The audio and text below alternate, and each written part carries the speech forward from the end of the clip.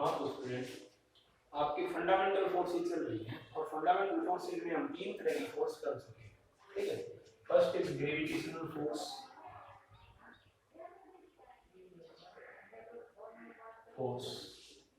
Second is weak nuclear force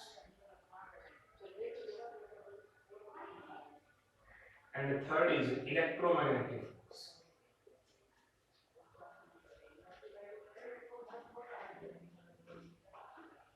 अब निष्कार्डिंग ने कहा था कि फोर्स बहुत तरह की होती है, लेकिन हमने ये चार फंडामेंटल फोर्स कर रखे हैं 1 2 3 एंड 4, ठीक है।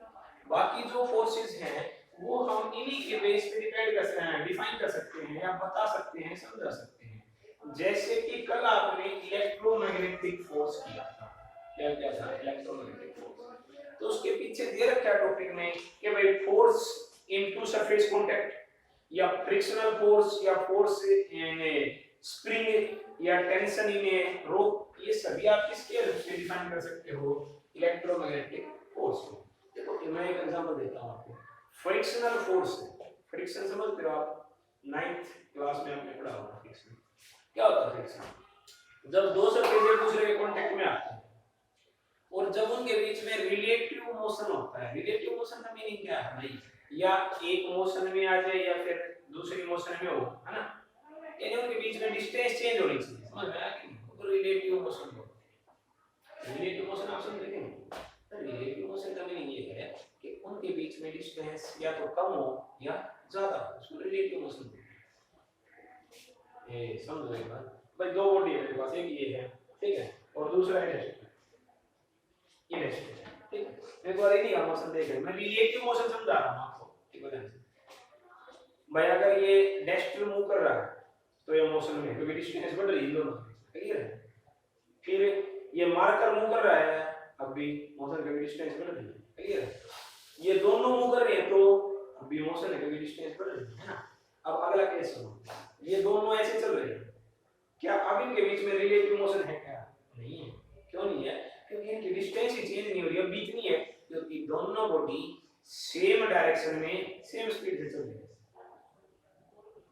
ठीक है। तो इनके बीच में आप मोशन नहीं करोगे, रिलेटिव वेलोसिटी ही जो जीरो। आगे आप इस वाले डिटेल में, तो जब दो सरफेस एक दूसरे के साथ मोशन में होते हैं, रिलेटिव मोशन में, तो एक सरफेस का पॉजिटिव चार्ज, ठीक है जी, दूसरे सरफेस के जो चार्ज है उसके कांटेक्ट में आता है, और चार्ज की वजह से तो आपको पता है क्या करती है, इलेक्ट्रोमैग्नेटिक फोर्स, तो नहीं, और वो मोशन का क्या करती है, अपोज। और फ्रिक्शनल फोर्स का काम क्या है, मोशन का अपोज करना। तो इसका मीनिंग जो दोनों सरफेस के अंदर चार्ज हैं जो कांटेक्ट में है, उन चार्ज की वजह से क्या लगती है, अपोजिशन फोर्स, अपोज करते हो मोशन का, उससे क्या डिफाइन कर सकते हो आप, फ्रिक्शनल फोर्स या फोर्स बिटवीन टू सरफेस में कांटेक्ट, ठीक है। आप पढ़ लेना, कोई खास बात नहीं है। तो मेन टॉपिक पे आते हैं, तीन आपने फोर्स करी है। ग्रेविटेशनल फोर्स, मास से कहूंगा ग्रेविटेशनल फोर्स लगने के लिए क्या होना चाहिए, क्या एसेंशियल है, आप कहोगे सर मास एसेंशियल है ना, एसेंशियल है मास होना। मास तो एक बॉडी में है, तो आप ये भी कह दोगे क्या एक बॉडी के अंदर क्या है, ग्रेविटेशनल फोर्स लगती है। वीक न्यूक्लियर फोर्स कब है, जब आपके बीटा पार्टिकल रेडियो एक्टिविटी से निकल रहे हैं, तो बीटा पार्टिकल और एंटी न्यूट्रिनो जिस फोर्स के साथ इंटरेक्ट करते हैं उस फोर्स को क्या बोलते हैं, weak nuclear force. Electromagnetic force, क्या जरूरी है भाई, चार्ज, क्या जरूरी है, चार्ज, इलेक्ट्रोमैग्नेटिक चार्ज होना चाहिए। जो आपकी ग्रेविटेशनल फोर्स है सबसे वीक है, इनमें सबसे वीक, जो आपकी वीक न्यूक्लियर फोर्स है ये ग्रेविटेशनल फोर्स से बहुत ही ज्यादा स्ट्रांग होती है। कितनी स्ट्रांग है, 10 raised to power 25 times। Electromagnetic force gravitational force से कितनी स्ट्रांग होती है, 10 raised to power 36 times। इसका मीनिंग क्या है, इसका मीनिंग ये नहीं है कि ये 36 टाइम्स स्ट्रांगर है, मेरा कहना नहीं समझ रहे हैं। इसका मीनिंग ये नहीं है कि इलेक्ट्रोमैग्नेटिक फोर्स है वो ग्रेविटेशनल फोर्स से कितने गुना ज्यादा है, 36 गुना, ऐसा नहीं है। इसका मीनिंग ये है 36 गुना तो बहुत कम होता है, इसका मीनिंग ये है कि 1 के आगे कितने जीरो लगा दो, 36, कितने जीरो गिनते हैं 36 इतने टाइम स्ट्रॉन्गर है। कहने का मीनिंग क्या होगा भाई इलेक्ट्रोमैग्नेटिक जो फोर्स है वो तो आपकी बहुत ही ज्यादा स्ट्रॉन्ग फोर्स है as compare to gravitational force. तभी तो दो प्रोटॉन क्या करते हैं, दो प्रोटॉन हो गए आपके पास तो क्या करेंगे दोनों प्रोटॉन रिपेल करेंगे क्योंकि देखो ग्रेविटेशनल फोर्स से कोई अट्रैक्ट कर रहे हैं लेकिन इससे ज्यादा इतनी ज्यादा जी कोई अंदाजा ही नहीं है इतनी ज्यादा जो फोर्स लग रही है वो किसकी है रिपल्शन की। तो क्या करेंगे रिपेल। ये तो सबको पता है कि दो फोर्स लग रही हैं तो बॉडी किधर जाएगी सर जिधर ज्यादा फोर्स होगी उधर जाएगी। तो ये यूनिवर्सल था अट्रैक्ट करने चाहिए लेकिन रिपेल करते हैं। ठीक है कल मैंने एक बात कही थी कि क्या ऐसा भी हो सकता है कि दो प्रोटॉन कभी फिर क्या करने लग जाएं अट्रैक्ट। बिल्कुल हो सकता है जी जैसे यहाँ हुआ है। तो जब तक आपने सिर्फ ग्रेविटेशन फोर्स पढ़ी थी और मैं आपसे कहूं कि बताओ भाई मेरे पास दो प्रोटॉन हैं क्या करेंगे अट्रैक्ट करेंगे रिपेल। आप कहोगे सर बॉडी है तो मास है अट्रैक्शन है बस अट्रैक्ट करेंगे। लेकिन फिर क्या हुआ फिर एक नई चीज आ गई चार्ज और उसकी वजह से क्या लगने लगी इलेक्ट्रोमैग्नेटिक फोर्स और वो फोर्स किसकी हुई रिपल्शन की। तो फिर वो क्या करने लगे रिपेल। तो क्वेश्चन ये है क्या ऐसा भी हो सकता है कि ये दोनों मान लिया दो प्रोटॉन हो क्या करने लगते हैं अट्रैक्ट करने लगे। नेक्स्ट फोर्स है स्ट्रॉन्ग न्यूक्लियर फोर्स। अच्छा मैं आपसे कहूं चलो एक किससे बताओ कि न्यूक्लियस आपने एटम सुना है एटम के अंदर क्या होता है न्यूक्लियस।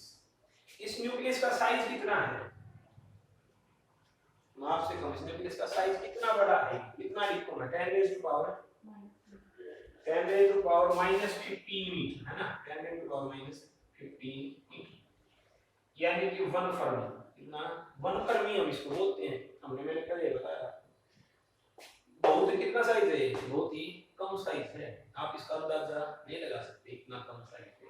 ठीक है अच्छा चलो फिर मैं आपसे पूछता हूं हां जी बताओ आप न्यूक्लियस में क्या क्या होता है बताओ।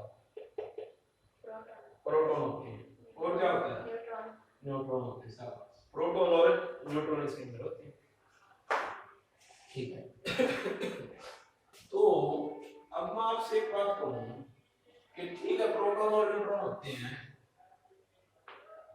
तो भाई ये प्रोटॉन है इसके अंदर बहुत सारे और बहुत स्मॉल स्पेस में है थोड़ी से में और इलेक्ट्रोमैग्नेटिक फोर्स तो चार्ज के कारण लगती है लेकिन प्रोटॉन पे तो पॉजिटिव चार्ज आपको पता है कितनी लगती है बताओ 1/4 pi epsilon not first charge second charge by distance का स्क्वायर लगती है। अब डिस्टेंस जैसे जैसे कम होएगी तो फोर्स उतनी क्या होती है ज्यादा इनवर्सली है और न्यूक्लियस की डिस्टेंस क्या है बहुत ही कम है जी अंदाजा ही है। तो इसका मीनिंग जो रिपल्शन की फोर्स लग रही है प्रोटॉन प्रोटॉन के बीच वो क्या होनी चाहिए कम के ज्यादा भाई डिस्टेंस कम है तो फोर्स ज्यादा होनी चाहिए। तो न्यूक्लियस के अंदर प्रोटॉन प्रोटॉन के बीच में क्या लगी हुई है स्ट्रॉन्ग रिपल्सिव फोर्स। आपके बात समझ में आई क्या लगी हुई है स्ट्रॉन्ग रिपल्सिव फोर्स। ठीक है अब इतनी ज्यादा स्ट्रॉन्ग रिपल्सिव फोर्स लग रही है तो न्यूक्लियस क्या होना चाहिए अनस्टेबल क्या होना चाहिए अनस्टेबल। आपकी बात समझ में आई कि ठीक है मेरे पास मान लिया रूम में 10 बच्चे हैं 10 स्टूडेंट हैं वो एक दूसरे को रिपेल कर रही है धक्के मार रही है तो अनस्टेबल है ना क्या हो अनस्टेबल। क्या क्लास हो पाएगी नहीं हो पाएगी इस सिचुएशन में। ठीक है तो आपका न्यूक्लियस क्या है स्टेबल नहीं है अनस्टेबल है। ठीक है अच्छा चलो अगली बात हर एक एटम में क्या होता है न्यूक्लियस और and all the body consisting of atoms हम कर चुके हैं। हमारी बॉडी है ये भी इसकी बनी है एटम। ठीक है आपका ब्रेन भी इसका बना हुआ है एटम का यानी ऐसी कोई चीज ही नहीं है जो एटम से मिलके ना। चलिए अब थोड़ा पॉइंट को पकड़ने की कोशिश करो भाई। ठीक है सर एटम भी बनी है एटम में क्या है न्यूक्लियस भाई न्यूक्लियस क्या है अनस्टेबल क्यों अनस्टेबल आपको पता है क्योंकि स्ट्रॉन्ग रिपल्सिव फोर्स लग रही है। न्यूक्लियस अनस्टेबल है तो एटम भी क्या होना चाहिए अनस्टेबल होना चाहिए और एटम अनस्टेबल है everything is consisting of atom everything क्या होना चाहिए unstable but everything is stable। सही है ना आपके समझ में आ रहा है ठीक है सर रिपल्सिव फोर्स लग रही है स्ट्रॉन्ग रिपल्सिव फोर्स लग रही है तो क्या है, प्रोटॉन प्रोटॉन रिपेल कर रहे हैं, न्यूक्लियस क्या हो गया, अनस्टेबल, और एटम भी अनस्टेबल, और एवरीथिंग क्या होना चाहिए, अनस्टेबल। बट आप देख रहे हो डेली लाइफ में हर चीज क्या है, स्टेबल। तो कुछ ना कुछ क्या है, मिसिंग है, और वो मिसिंग क्या है, मिसिंग है स्ट्रॉन्ग न्यूक्लियर फोर्स। क्या मीनिंग हुआ इसका, इसका मीनिंग ये हुआ कि भाई न्यूक्लियस के अंदर क्या लगती है, स्ट्रॉन्ग न्यूक्लियर फोर्स, जो सबसे ज्यादा क्या होती है, स्ट्रॉन्ग, सभी से क्या होती है, स्ट्रॉन्ग। और वो फोर्स किसकी होती है, अट्रैक्शन की, किसकी होती है, अट्रैक्शन की। तो न्यूक्लियस के अंदर ये प्रोटॉन प्रोटॉन क्या करते हैं, अट्रैक्ट कर रहे हैं, क्या कर रहे हैं, वही बात होगी ना जो मैं आपसे कह रहा था पहले। क्या कोई ऐसा भी हो सकता है कि दो प्रोटॉन पहले अट्रैक्ट करते थे ग्रेविटेशन से, फिर रिपेल करने लगे, क्या फिर से अट्रैक्ट कर सकते हैं, हाँ बिल्कुल कर सकते हैं, लेकिन कब है, उसके लिए कंडीशन है, वो प्रोटॉन कहां होने चाहिए, न्यूक्लियस के अंदर। आप कहोगे सर ये क्या जरूरी है न्यूक्लियस के अंदर, बाहर भी कर जाए, अरे बाहर तो कर जाएंगे, लेकिन इतना पास नहीं आ सकते दो प्रोटॉन, क्योंकि यार न्यूक्लियस का साइज तो अनस्टेबल है, सॉरी न्यूक्लियस का साइज क्या है, न्यूक्लियस साइज बहुत कम है, आप इतने क्लोज लेके ही नहीं आ सकते दो प्रोटॉन को, क्योंकि कोई आइडिया ही नहीं है हमारे पास, क्योंकि हमारे पास कोई आइडिया ही नहीं है। तो ये फोर्स कहां लगती है, केवल और केवल है न्यूक्लियस, क्योंकि उतनी कम डिस्टेंस पे आप कभी भी लेके नहीं जा सकते। मेरी बात समझे कि नहीं? तो न्यूक्लियस में कम डिस्टेंस की वजह से क्या लगती है, स्ट्रॉन्ग न्यूक्लियर फोर्स, और जिसकी वजह से प्रोटॉन और न्यूट्रॉन आपस में क्या करते हैं, अट्रैक्ट, क्या करते हैं एक दूसरे को, अट्रैक्ट। तो strong nuclear force are, these are forces by which proton and neutron bind inside the nucleus. These are forces, ये वो फोर्स हैं by which, जिनके द्वारा proton and neutron bind, bind का मीनिंग क्या होता है, बांध लो इसको, bind inside the nucleus, nucleus के अंदर प्रोटॉन और न्यूट्रॉन क्या है, बाइंड हैं, उस फोर्स को क्या बोलते हैं, स्ट्रॉन्ग न्यूक्लियर फोर्स। क्या जरूरी है स्ट्रॉन्ग न्यूक्लियर फोर्स होने के लिए, जैसे देखो मैं बताता हूं भाई, ग्रेविटेशनल फोर्स लगने के लिए मास होना चाहिए, इलेक्ट्रोमैग्नेटिक फोर्स लगने के लिए चार्ज होना चाहिए,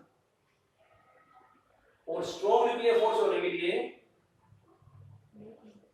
पार्टिकल न्यूक्लियस में होने चाहिए, है ना, पार्टिकल क्या होने चाहिए, न्यूक्लियस में तो होते ही हैं प्रोटॉन, है ना।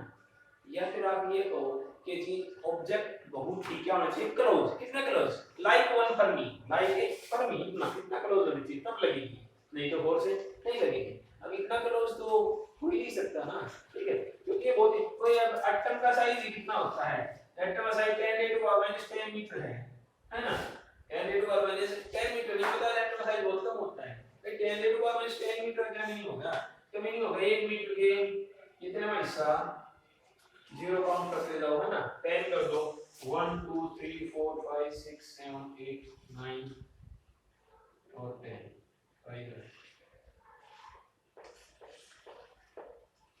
10,000, ठीक है, कितना है 10, 1 मीटर का, this is 1 metre divide by 10 अरब, कितना हिस्सा, ठीक है, कितना छोटा है, 1 मीटर कितना होता है, 1 मीटर इतना तो होता है बस, अगर मैं इसके 2 हिस्से कर दूं तो कितना हो जाएगा, हाफ हो जाएगा, और मैं 4 कर दूं तो इसका भी हाफ, कितना होगा 4 हिस्से, मैं 8 कर दूं तो इसका भी हाफ कर दो, कितना होगा, मैं 16 कर दूं तो इसका भी हाफ, कितना होगा, और मैं 25 कर दूं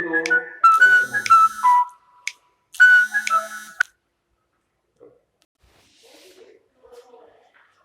हाँ, तो जो अट्रैक्शन की फोर्स है वो एक बाउंड होगी, कंडीशन होगी कि 1 फर्मी होना चाहिए साइज, तभी लगेगी, नहीं तो नहीं लगेगी, ये कंडीशन है इसके लिए, ठीक है। तो फिर देखो ये ना तो चार्ज पे डिपेंड कर रही, ना मास का कोई चक्कर नहीं है, तो ये समझ में आया कि strong nuclear force proton proton के बीच में लग सकती है अट्रैक्शन की, न्यूट्रॉन न्यूट्रॉन के बीच में लग सकती है, और प्रोटॉन न्यूट्रॉन के बीच में भी लग सकती है, क्लियर? क्योंकि इनकी तो कंडीशन ही दूसरी है कि ऑब्जेक्ट क्या होना चाहिए पास। तो ये प्रोटॉन प्रोटॉन के बीच में लगती है न्यूक्लियस में, न्यूट्रॉन न्यूट्रॉन के बीच में भी, और प्रोटॉन न्यूट्रॉन के बीच में भी, जिससे न्यूक्लियस क्या है बाइंड, ऐसे बना हुआ है। क्लियर है? अच्छा, जो ये फोर्स है ये 10 raise to power 38 times stronger होती है, किससे? Gravitational force. और जो इलेक्ट्रोमैग्नेटिक थी वो कितनी थी? 10 रेज़ टू पावर 36 टाइम। समझ आ गई नहीं? तो ये इसका मीनिंग ये होगा कि इलेक्ट्रोमैग्नेटिक फोर्सेस से कितने गुना स्ट्रॉन्ग है? 100 गुना, 100 टाइम्स। बहुत ही ज्यादा होता है ना, 100 टाइम्स स्ट्रॉन्ग है कौन सी? Strong nuclear force. एक खास बात, स्ट्रॉन्ग न्यूक्लियर फोर्सेस की कंडीशन है कि पार्टिकल क्या होना चाहिए? फर्मी साइज में इतने क्लोज होना चाहिए तब लगेगी। अगर डिस्टेंस थोड़ी सी बढ़ जाए तो क्या होगा?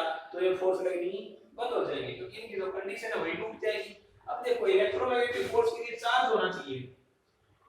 अब कोई ये कहे जी चार्ज नहीं है, तो चार्ज नहीं तो इलेक्ट्रोमैग्नेटिक फोर्स नहीं लगेगी, सीधी बात है। कोई ये कहे भाई क्या प्रोटॉन और न्यूट्रॉन के बीच में इलेक्ट्रोमैग्नेटिक फोर्स लगेगी? नहीं लगेगी, क्योंकि इस पे तो चार्ज, इस पे चार्ज ही नहीं है। आपकी बात समझ में आएगी नहीं?